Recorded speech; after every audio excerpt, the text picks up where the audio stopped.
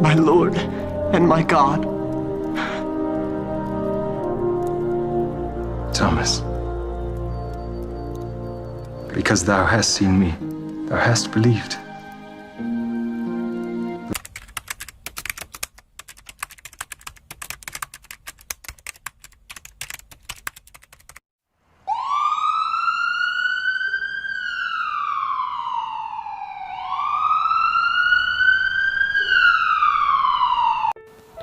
Inilah perkataan Yesus langsung melalui wahyu kepada Rasul Yohanes yang menyatakan bahwa dirinya adalah Allah.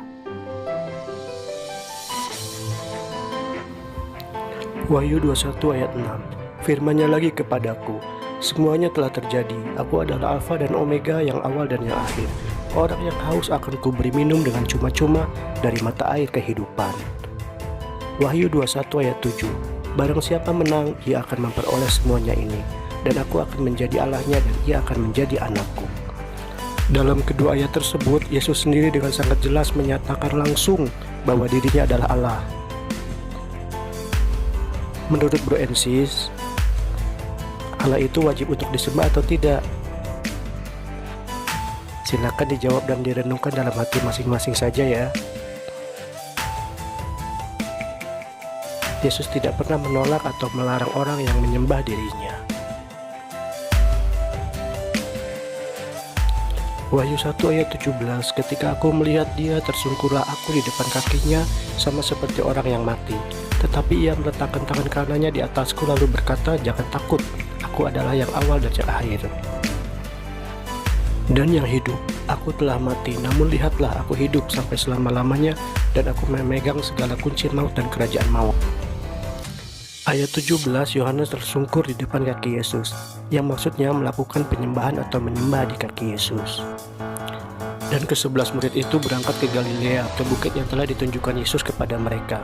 Ketika melihat dia, mereka menyembahnya, tetapi beberapa orang ragu-ragu.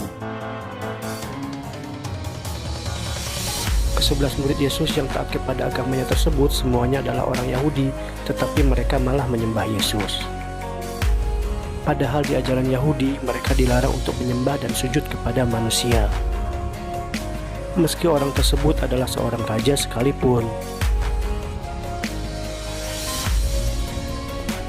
Karena bagi orang Yahudi yang patut disembah itu hanyalah Allah saja. Dan di antara murid yang masih ragu itu pun, akhirnya semuanya menyembah Yesus. Itu artinya bahwa ke-11 murid mengakui bahwa Yesus adalah Tuhan dan mereka merasa wajib untuk menyembah Yesus.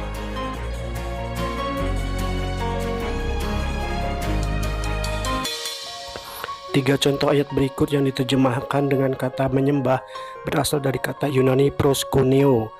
Kata proskuneo dalam bahasa Yunani yang artinya menyembah. Kata itu penggunaannya ditujukan untuk penyembahan kepada Allah dan bukan kepada manusia. Ketika ia melihat Yesus dari jauh, berlarilah ia mendapatkannya lalu menyembahnya. Mereka sujud menyembah kepadanya, lalu mereka pulang ke Yerusalem dengan sangat bersukacita. Katanya, aku percaya Tuhan, lalu ia sujud menyembahnya. Yesus tidak perlu meminta orang untuk menyembahnya. Apalagi kepada orang-orang yang tidak mau percaya kepadanya. Contohnya adalah para ahli Taurat dan kaum Farisi di zaman ketika Yesus hidup di bumi.